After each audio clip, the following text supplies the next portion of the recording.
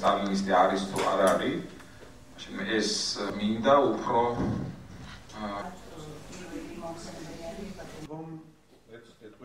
ჩემანაში გამოგიხვა ჩატარდეს პიროვნების მიმართ სტალინიზმის როგორც გარკვეული ავსტრიელი სოციოლოგიდან როგორც სამხედროდ გარკვეული სოციალური წესრიგი. ამას განხილავენ ისტორიულ კონტექსტში მე უსწავლობის აზროვნე, ხო?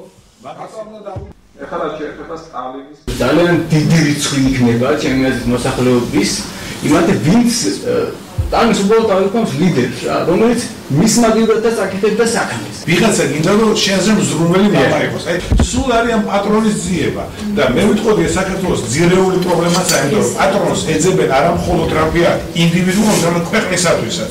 არ არის ჩვენ საზოგადოებაში დიდი ნაწილი მოსახლეობის, რომელსაც უშუალოდ უცხოვრია სტალინის პერიოდში, ძალიან მცირე 5% შეიძლება, ვისაც ახსოვს რეალურად სტალინის მმართველობის პერიოდი.